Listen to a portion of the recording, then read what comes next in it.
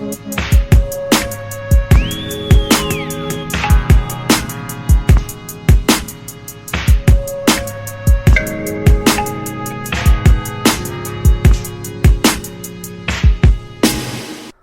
to Spoiler Appetite. I'm Tristan, and happy 2017, everybody.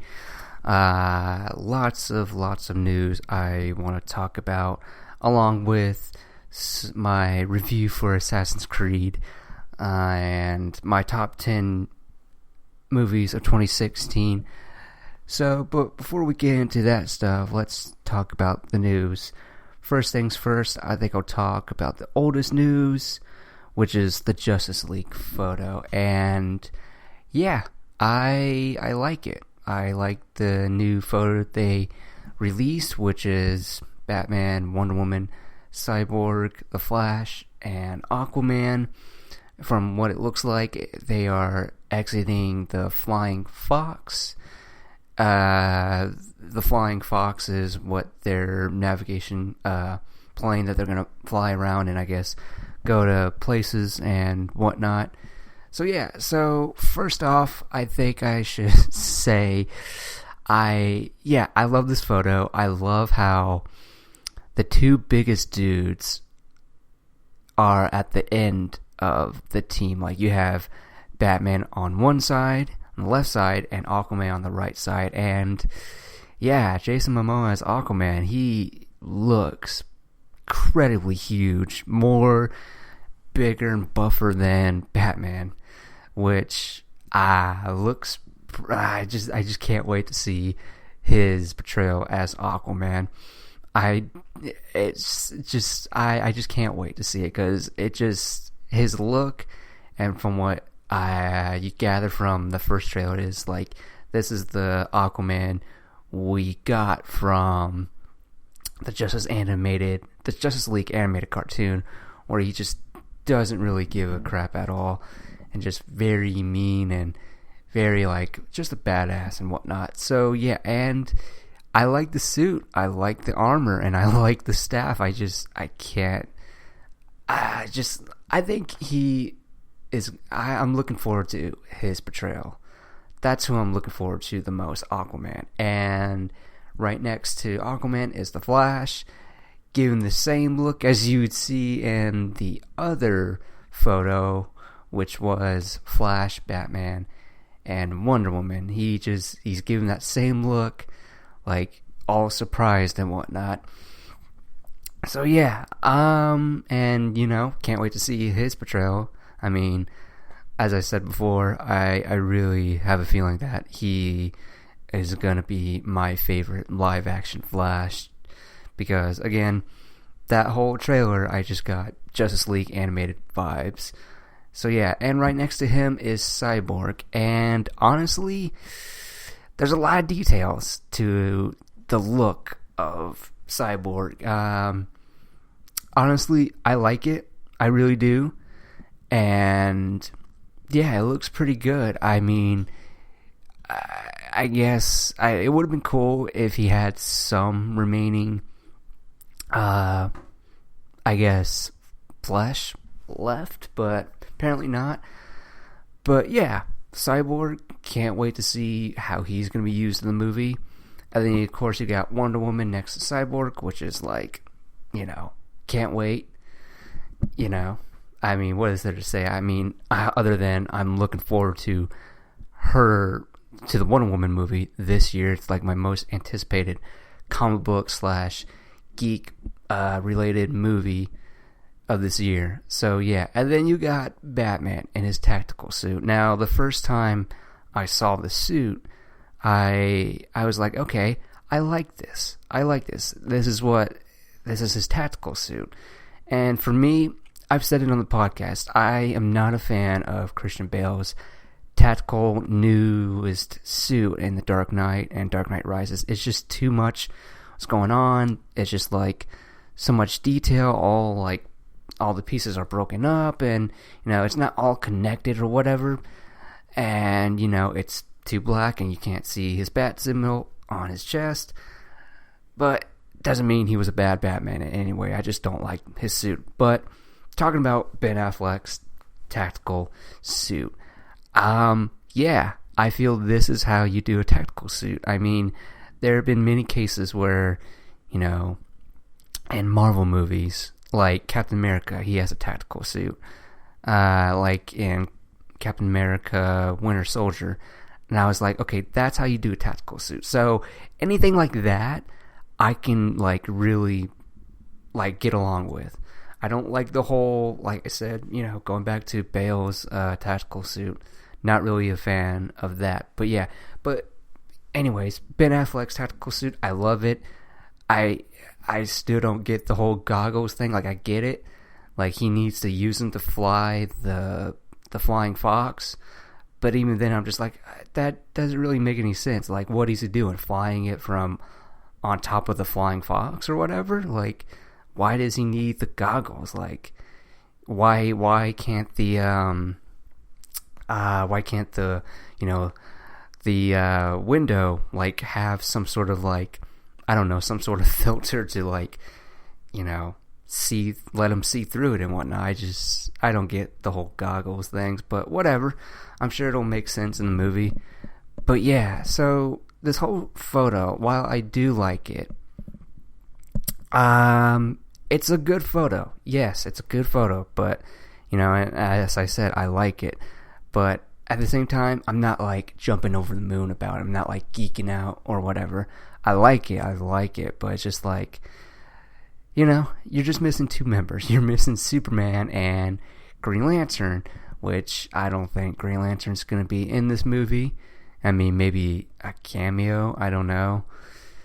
And if that's the case, then awesome. As long as you don't, spoil it or whatever. Hopefully we don't get spoiled in the movie, because that would be just messed up. And, with Superman, it's I get it. They don't want to show Superman in the movie because maybe they will in the trailers, because trailers tend to do that. People, marketing the movie, they tend to spoil stuff. And yeah, but overall, like I said, I like the photo, but I'm not geeking out because it's not the whole team. But yeah, I think the picture looks great. Alrighty, moving on to other first official look at the Defenders, the Marvel Netflix team up. Now, Entertainment Weekly just released their first looks, the cover, and some stills from the show. And honestly, I like the cover. It looks it's got that old 70s vibe with the whole character names beside each character. And it looks really great. And then there's another photo where Jessica Jones is writing Defenders, public defenders, and she uses spray paint to write Defenders, and she's crossing out enemies, and I like it. As far as the stills go, I like them. I mean, it looks really good. Some of the stills look really weird, like Daredevil and the Red Mist or whatever. Kind of looks like, a promo photo, but it's whatever. And, it's fine. Another thing I noticed is Luke Cage is wearing a yellow shirt. And it's I know, I wasn't expecting him to wear a yellow shirt or whatever, but, it's nice that they're touching upon the whole classic look of Luke Cage. But yeah, I am totally looking forward to the Defenders. And also, Iron Fist. I am more comfortable with the Iron Fist look now. I mean, judging off of those stills and the cover, I don't think he's going to be wearing a mask. But, I could be wrong. But if he doesn't wear a mask, that's totally fine. And the logo on his chest, I don't mind it. I really don't mind it. I wouldn't even care if he had a suit. I wouldn't even care. Just, yeah, Defenders. Really looking forward to it. And I'm just, I don't even know what to expect at this point. But yeah, Defenders, I am so looking forward to it. I want to know if it's coming out. I think it's coming out this year. I imagine it's going to come out this year. But yeah, looking forward to the Defenders. So, that being said, Woody Harrelson is going to be in the Han Solo Star Wars spinoff. Now, when I heard about it, I was like, okay. And they described in the report, I think it was Variety that reported that, when it was rumored that Woody Harrelson would be in it and he's going to be the mentor of Han Solo, it kind of threw me off because I never see Han Solo as a mentor. But there is canon where, what is it? My father told me, he sent me his text message saying, where's the text message? Oh, here we go. Han Solo was once in the Empire Galactic Navy, so now it just makes sense. I guess it would make more sense if that's the way they're going with it in the Han Solo movie. So overall, I think I'm okay with it. I mean, I think for these spin-off Star Wars movies, you could definitely have big name actors be in it as sort of the supporting character.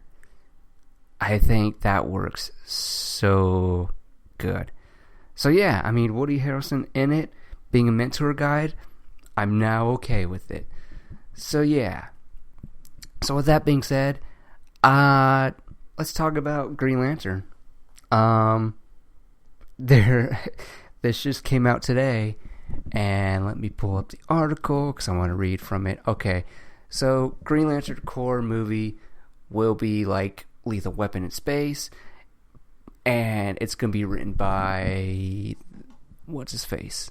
Justin Rhodes. Don't really know him, and he's going to write it with David Goyer, who wrote Man of Steel, co-wrote Batman v Superman, and co-wrote, the Batman Nolan trilogy.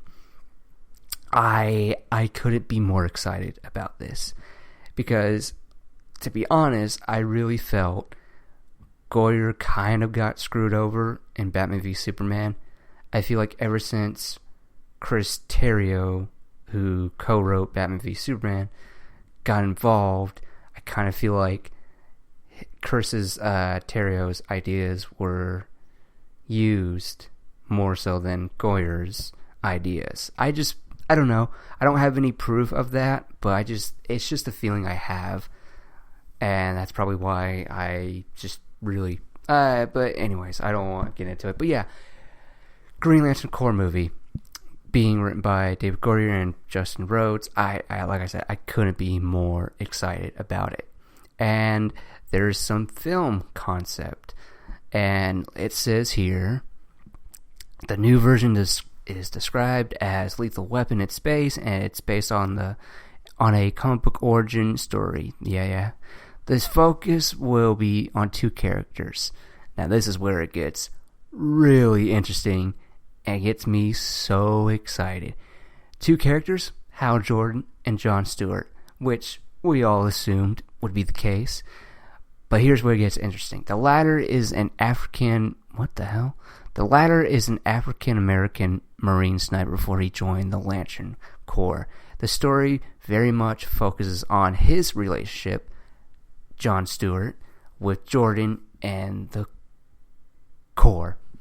Yeah, so it's going to be mainly focused on Jon Stewart, and I couldn't be more excited about that. I love this so much because I've said it in the past, I would love to see the Green Lantern Corps take on, like, the main Green Lantern would be Jon Stewart, and the fact that this is what it seems like they're going for makes me super happy. I couldn't be more excited about it. I cannot wait to see what they bring to this movie. And David Goyer, Man of Steel, hands down. I love that movie. I trust David Goyer. Anytime he's brought on to a DC film, I have nothing but faith in it. Like, there's no doubt in my mind. And honestly, it was a bit surprising to read that David Goyer is co-writing another DC movie. Because for a minute, I felt like they weren't going to have him in to write another DC movie after what happened with Batman v Superman, and with him, now writing Man of Steel, Batman v Superman, and, co-writing some of the Batman movies. So, yeah, I am very excited. I'm very looking forward to the Green Lantern Corps even more than before. I mean, I was excited because I started to get into Green Lantern. I think ever since I read Blackest Night by Jeff Johns, and anything that Jeff Johns writes, I'll be there reading because Jeff Johns is the man. Yeah. So, with that being said, I think it's time to get into my review with Assassin's Creed. I saw the movie 2 weeks ago. Before I get into it, I just want to say, I am a fan of Assassin's Creed. I've played the games, and this is the first video game movie I was looking forward to because, I played the games, and I played Assassin's Creed Brotherhood, Assassin's Creed Revelations, Assassin's Creed 3, and Assassin's Creed 4 Black Flag. And yeah, so the Assassin's Creed movie. Now, I think I'd rather start off with the good. Okay, let me just put it this way. I fucking hated this movie. I'm just going to put that out right there. Overall, I thought this movie sucked ass. So, before I, lit this movie on fire, let me talk about the good stuff. Now, first off, performance-wise, everyone did great. I loved everyone gave a great performance. They did what I felt they did great with what they were given, even though I had a few chuckles at some points where, spoilers, even though I'm sure none of you are going to go see it, or if you have, you either know what I'm talking about, or you just really didn't like it. But, yeah, performance-wise, there's a scene in the movie where after Michael Fassbender's character wakes up, presumably dead in the real world, wakes up, he's in the Abstergo, he's trying to get away from people, and he's all drugged up and whatnot, and he's like tripping, he's tripping, and then they show a shot of him on his face, and it's just it's like he's drunk or whatever, and it was just it was so funny. I get it, but I was just you didn't really have to show us that, because that was silly. Yeah, I think they overdid it with the whole him being drugged and just, yeah. And at the end when Jeremy Irons' character, the main Templar, gets killed off, and his main bodyguard, from what it looked like, he was screaming no, and for a slight second you could see him look off to the, off in the distance, he was looking at the director saying, looking am I doing this right, or whatever.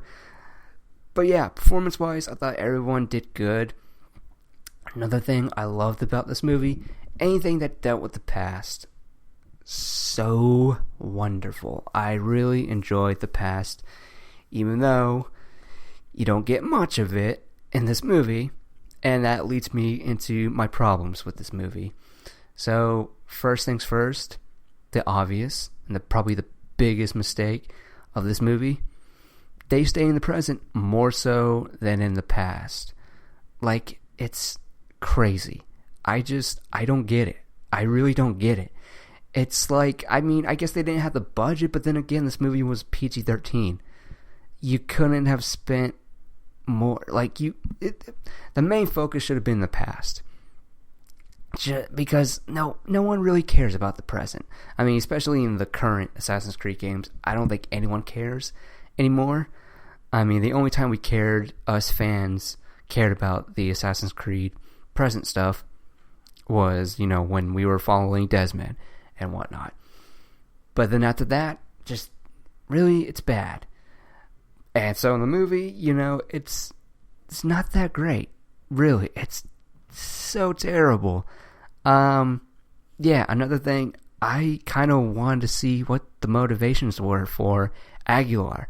Like, I don't know why he's part of the Assassin's group. Like, I would have loved them to explore more of like the origin of Aguilar. Why did he become a assassin? Because in the games, they all give you their motivations, why they become an assassin. I can't remember what Altair's origin, reason why he was in it, like why he joined the Creed.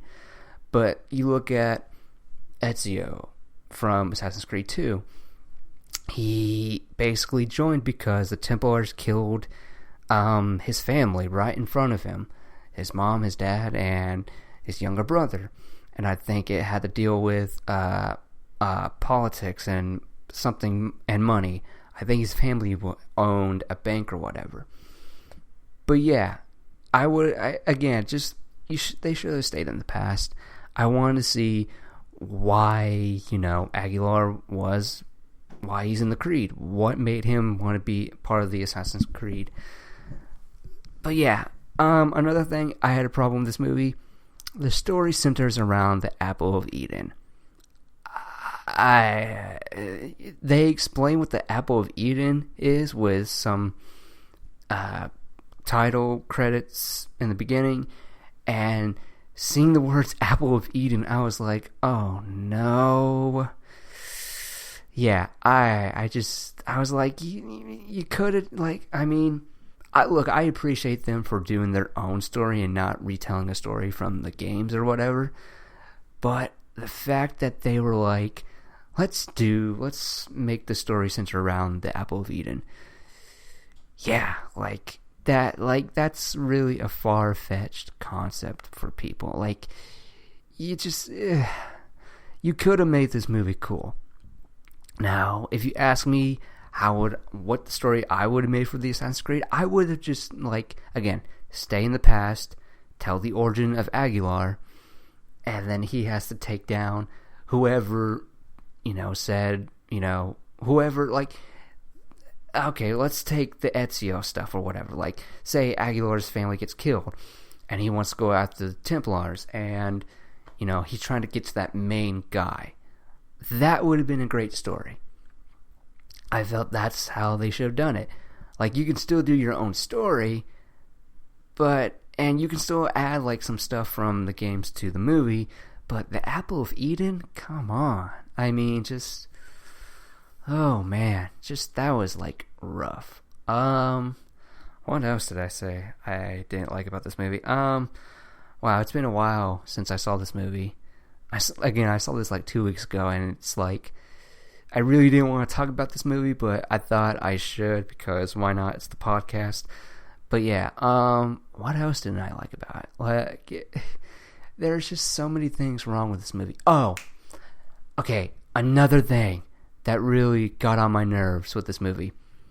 While I do appreciate the new take on the Animus, I so didn't like the whole cutting from Aguilar fighting to Michael Fassbender in the present fighting as well. Whatever Aguilar was doing, Michael Fassbender's character was doing it in the Animus. And like I said, I enjoy the new take on the Animus, but that whole thing, jumping from past to present to seeing that they're actually linked up and whatnot, genetic wise, and just, oh man, that was rough. Because I remember watching the movie, and the first time they showed it, I was like, oh, alright. I already knew that, but I was like, okay, that's pretty cool. And then they kept showing it, and I was just like, you've got to be shitting me right now. Why? Who thought this was a good idea? Granted, it was I think we all got it. We get what he's doing. I mean, yeah, towards the end where he breaks it or whatever, breaks the Animus or whatever, because he leaps off and breaks it, you could have showed us that. You could have, don't cut back and forth on that whole thing, and then when he breaks the Animus, you can show us that. But, oh my god, that going back and forth, holy shit, oh my god, it gave me a headache. I was like, this is fucking terrible. I have no idea what's going on. Yeah, that, and as I said, not staying in the past, those are the two biggest issues I have with this movie. Another thing, I don't know why, I don't know if it was just me, but I felt like they were explaining way too much shit in this movie. I don't know how to explain it, but I really feel they were given too much expedition, too much explaining, and just so bad. So yeah, Assassin's Creed, as I said, I fucking hated this movie, and this is coming from a fan of the games, and I was really let down. And as I said, this was the first video game movie I was looking forward to because I played the games, and I was really let down. And even before this movie came out, before, it was shown, before the trailers and all that, I loved what I was hearing. I loved the cast. Michael Fassbender, the Jeremy Irons, and Talia, the actress that plays Talia al Ghul in The Dark Knight Rises was in the movie. But I was so let down. Holy crap. I just can't believe what I just witnessed. And it's just like, I see reviews. I mean, there are only two people I watch when it comes to reviews. Like, when people are reviewing movies, I only go to two people, and John Campion and Jeremy Johns. And I saw John Campion's review, and he was like going off on it. And at one point, I heard him say, I never really say this, but don't go see this movie, especially if you're a fan of the games. And I was like, okay, that's a bit too much. And then after seeing it, I was like, I so wish I took his advice. I should have just listened to him, because, oh my God, that was terrible. Like, I would seriously love I don't even know how long that movie was, like an hour or something. And, oh my God. So, now the big question is, would I want to see a sequel? Honestly, you guys know my answer. Fuck no. I mean, I did like the whole setup. Like, if there was going to be a sequel, but there isn't, because if you look at the box office numbers, it's not going to happen. But yeah, they set up the villain, the main chick, the main girl. She was going to be the villain for the next Assassin's Creed movie, if, let's say, this made money or whatever. And honestly, I felt that, yeah, I kind of buy that she's a villain. At the same time, I don't, because at one point she was mad at her dad or whatever, and now, because of something, I don't even remember now, but there was something that, she was mad at her dad for some reason. Oh, because she one of her ancestors was an assassin. And yeah, and then her dad gets killed, played by Jeremy Irons, and now she's the villain. And I liked it, but I kind of hated it at the same time, because I was just like, I mean, it makes sense. He was your dad, but whatever. But again, the main reason why I don't want to see a sequel, not just because I thought this movie was fucking horrible, but because as I said, the animus breaks. So we're going to follow Michael Fassbender, who, knows how to be an assassin and whatnot, and has his little creed in the present. No, thank you. Holy crap, no thank you. And yeah, I so disappointed with this movie. Wow. I mean, I only know one person that liked this movie, and I'm sure he plays the games too. And I went on my Facebook and I was like, yeah, Assassin's Creed, that was shit. And my friend comments, I loved it. I was like, and I replied, I was like, well, at least somebody loved it. Like, but yeah, Assassin's Creed, wow, I don't know. I mean, there are definitely going to be more video game movies. I think the next one is going to be Tomb Raider, if I read that correct. And I wouldn't say I'm a hardcore Tomb Raider fan. I've only played the most recent Tomb Raider games, which is from 2013, I want to say, or 2014, 2015, I don't know. But I played the recent Tomb Raiders, and I guess, I'll go see it. I mean, it just, I don't know. I mean, the only video game movie I like is Mortal Kombat.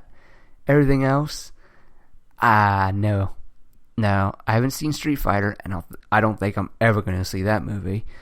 But yeah, so yeah, Tomb Raider, I don't know. I really hope it's good. I mean, I'm going to go see it because, I played the first game from the newest Tomb Raider games. But in any event, let's get down to my top 10 movies of 2016. Now, this isn't my top comic book movies of 2016. It's not a rank or whatever. This is movies from 2016 that I saw. Some are comic book movies, and some are,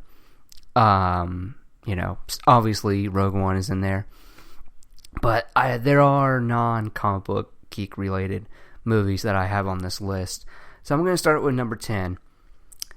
And number 10 is Suicide Squad. Now, I love Suicide Squad. I have the extended version. And honestly, if you're going to ask me, if you're going to buy Suicide Squad, should I get the original version or the extended cut? Honestly, it doesn't really matter. Like, you could get the original and it really wouldn't really affect your viewing. Whereas with the extended cut, I mean, it's not much is going on, just little extra dialogue. It's not like Batman v Superman, where in Batman v Superman, you get more Clark Kent, you get his investigation on Batman and whatnot. It's nothing like that. It's nothing groundbreaking, which, again, I was kind of like pissed when they announced a Suicide Squad extended cut. I was like, what? Like, that doesn't make any sense. And it said 15 minutes of extra footage. I was like, you couldn't have put this on the deleted scenes? Like, that's just that doesn't make any sense to me. I'm like, if you're going to have an extended cut, it's either going to be, I guess, 20 minutes or to whatever. But yeah, 15 minutes? I don't even think it was 15 extra minutes in the extended cut. I want to say 11. I think it was, I don't even know, but it was not like 30 or 20 minutes. It was under. I was just like, you could have just put it on deleted scenes or whatever and special features. But yeah, Suicide Squad, I had fun with it. I honestly did. There are things I loved, and then there are things I didn't like. Like, the ending. The whole main villain getting jiggy with it. I'm sorry, I just really loved making that reference.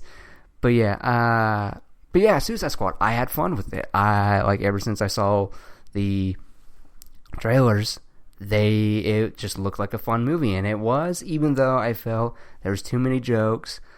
But yeah, too many jokes, but overall I had fun with it. So, with number 9, The Jungle Book. Now, I saw it on Netflix. I saw it, and I honestly loved it. I really did. I'm not like, I've said it before, I'm not really crazy about Disney and their classic films and whatnot. I'm not like one of those people, but I'll go see a Disney film because why wouldn't I? Jungle Book, I loved it. It's really crazy because everything is so CGI in that. And it's filmed in Los Angeles. Just mind-blowing. And the voice casting in this is perfect. Especially Idris Elba. He plays the tiger. I'm not really good with the names. But yeah, he was so really great. Like, I love anything Idris Elba is in. I'm down to go see it because that guy can act.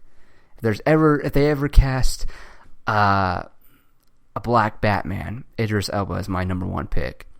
Doesn't matter how old he is. Idris Elba all the way. But yeah, Jungle Book. I love that it was like really dark. And I was watching this movie with my 11-year-old sister. And I was just like, wow. Especially towards the end.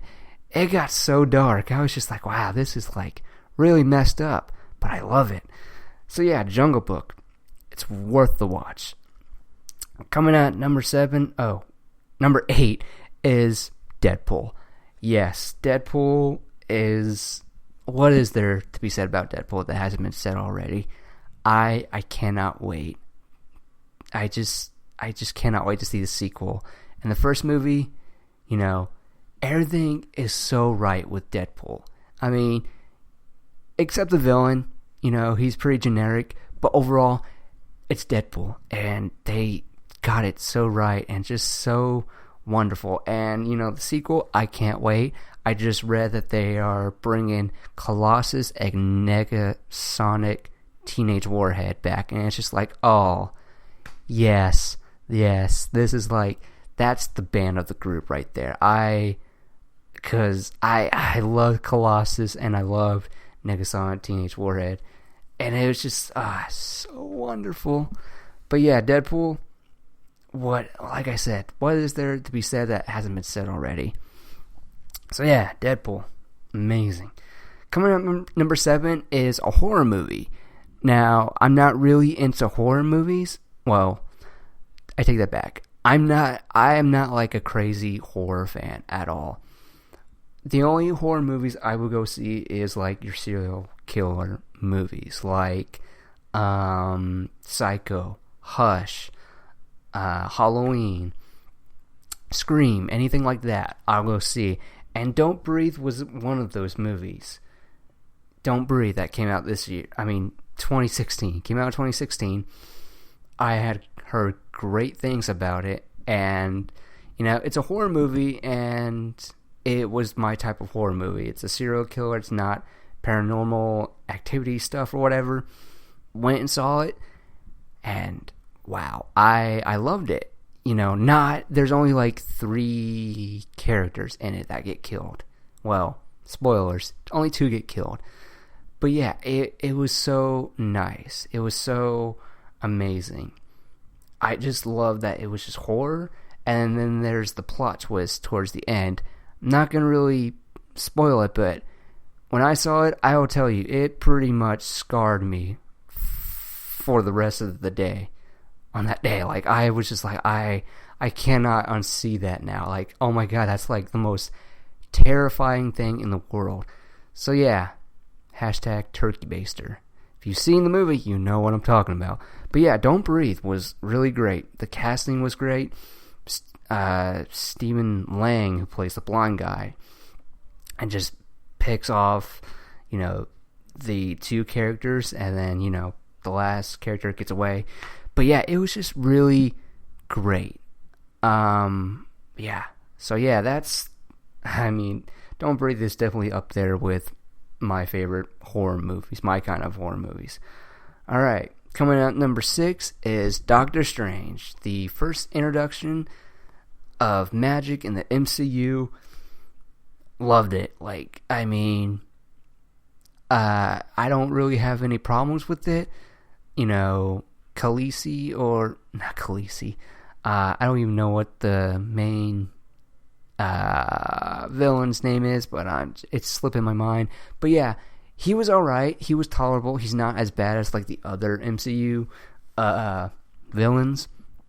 But yeah, I love Doctor Strange. I loved how Strange is the kind of character who's a dick. He's very much like Tony Stark, but he's even more of a dick, because in the scene where he's talking to his former lover, and, you know, he's going off on her because, you know, he's trying to like find every possible way to fix his hands, and he just can't find any. And his former lover is just like, you need to stop, like, you need to, and he just goes off on her. Just crazy. And the visuals were really spectacular. I would have seen this movie in 3D because I love the visuals. I love the whole, wow, this movie can make you throw up, especially the one sequence where the Ancient One shows Strange the magic. That whole sequence where you know what I'm talking about. The first time she shows him all that magic and stuff like that, just crazy visuals and just so wonderful. But yeah, and of course, Dormammu, I've come to bargain. Oh my god, that's definitely my favorite ending in an MCU movie. Just so wonderful, just really great. It would have been cool if he kept doing it over and over again. You got to see him age or whatever. Well, no, not age. There is no time. Yeah. Anyways, yeah, Doctor Strange. No idea where I was going with that, but you I'm sure some of you guys know where I was going with that. Anyways, Doctor Strange. Great. All right. Getting down to my top 5. Started with number 5, 10 Cloverfield Lane. Now, hearing this movie and seeing all the promotion, I was not really going to see it because I was just like, I was going to see it because it was reported that it's a sequel to Cloverfield, which Cloverfield, I was like, I think I remember seeing Cloverfield, and you know, I'm sure I hated that movie because, again, I don't like found footage movies at all. I just think that's just the laziest filmmaking ever. I don't like it. I've always hated found footage, and that's why I haven't seen like Chronicle, which everyone says is the greatest villain origin ever. But I won't see it because it's found footage, and found footage just annoys the hell out of me. But yeah, 10 Cloverfield Lane, I wasn't going to see it because it was a sequel to Cloverfield Lane, and in the movie it's not found footage, and even in the trailers that I saw, it wasn't found footage, but it just didn't really appeal to me at all. But then I got around to seeing it at a friend's house, and we watched it, and I was like, oh my god, this is amazing. Like, this is really great. Now I see why everyone, you know, some people loved it, some people hated it, but I can totally see why people loved it. And honestly, I loved it. John Goodman, his character, you don't know if he's a good guy or if he's just batshit crazy. And yeah, just, it was really, really amazing up until the end, because the end, I was like, I'm definitely in that camp where I loved it, but the ending, so fucking weird. You know, the alien invasion comes, and it's just like, okay, that kind of really, yeah, I love the movie, but towards the end, not what I was expecting. So yeah, but yeah, before the ending, everything was so wonderful, because you just get this feeling of like, I don't know if he's crazy or if he's good. I don't know what's going on. If he's trying to actually protect her from outside that whole disease or whatever. And yeah, and there are some gruesome moments in this movie. And as a matter of fact, I wonder if this was PG-13 or R. I think it was PG-13. 10 Cloverfield Lane. And this movie was rated... Okay, where's the rating? This movie was rated... Goddamn, where's the... Okay, come on. Yeah, I'm just stalling right now. It was rated PG-13. Okay, so... But there are definitely some moments in it where it's pretty gruesome. Like, John Goodman's character, I believed... it's been a while since I saw this movie. John Goodman's character actually... I think he killed someone, chopped them up, put him in acid, and yeah, just, wow. Yeah, 10 Cloverfield Lane. I loved it, minus the ending. So yeah. So here comes number 4. Zootopia. Another movie I saw on Netflix, and oh my god, does it tell a great story. It's a story for kids, and it's a story for adults. I mean, it basically tells the, like it's so relatable to the world we're living in now. You got people, there's racism, and, in this movie, like, bunnies and foxes and all that, but overall, it was just a really great story. I mean, if you haven't seen Zootopia, go see it. I mean, Disney just really knows how to, make a story for adults and kids. Just really wonderful. So yeah, Zootopia, great.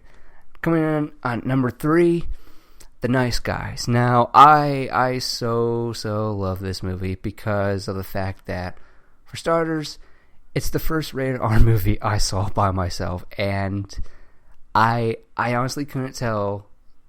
I don't know why I wanted to see this movie. It just looked really phenomenal. It just looked really great.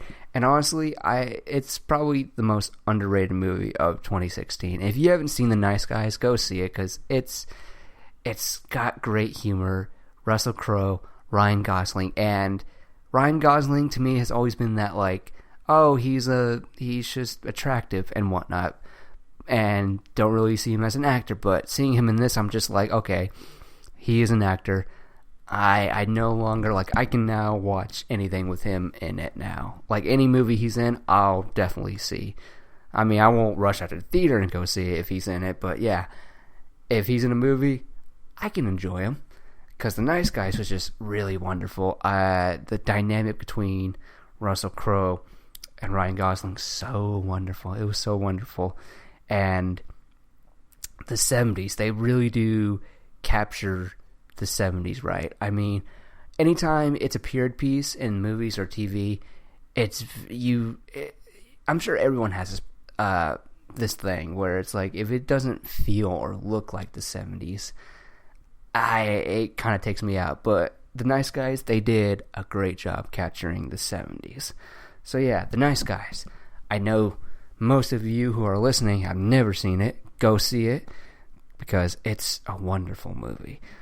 It's not really what you think it is, but if you watch the trailers, but just go see it, because it's really wonderful.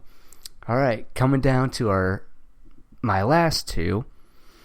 Going with number 2, Star Wars Rogue One. I mean, everything about this movie, from the scale to the story to everything. This movie is so wonderful. I mean, it still blows my mind that there are some people who are Star Wars fans that don't like Rogue One, and I just have a hard time just being in shock that there are people like this. I just don't understand. But yeah, it just blows my mind, especially with that ending with, spoilers, Darth Vader wrecking rebels. Just so wonderful. Like, as I've said in my review, that was the one thing I wanted to see in this movie. And the fact that for a moment I was like, oh, they're not going to do it. And then they show it. And just, that's all I really wanted in that movie. I mean, the movie was great. And the fact that they gave that little extra nerdgasm for me, oh my god, so wonderful. But yeah, character-wise, everyone's so wonderful. The scope of it, the scale of it, everything is so humongous. There are just some things I just don't understand how, especially hardcore Star Wars fans.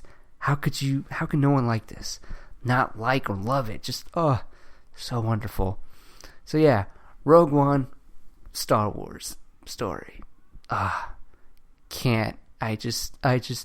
makes me want an Obi-Wan Kenobi movie even more, especially since they made a reference to Obi-Wan in the movie. I can't. I want that Kenobi movie now.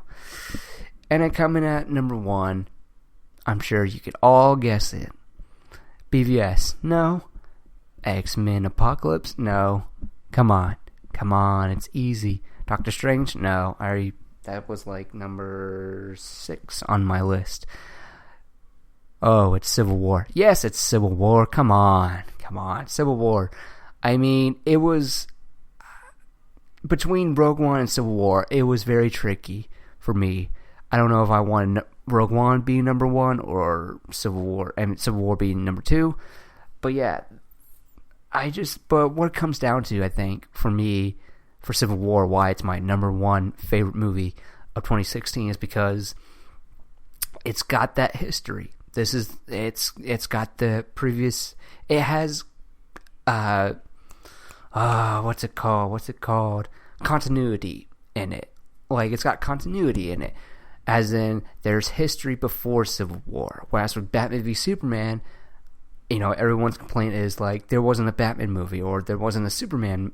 Well, there was a Superman movie, but there wasn't a Batman movie before BVS, or there wasn't these DC movies and then Batman v Superman. Whereas with Civil War, you had Iron Man's, your Captain America's, your Avengers movies, and all that stuff. Like, this has history, and when you see this movie, it all pays off. Especially if you've been watching the movies, these MCU movies. It's all there. I mean, there's nothing that I feel was wrong. Like, I loved everything, even the villain. I'm sure some people hated the villain, but I felt it was the appropriate villain. The appropriate kind of villain.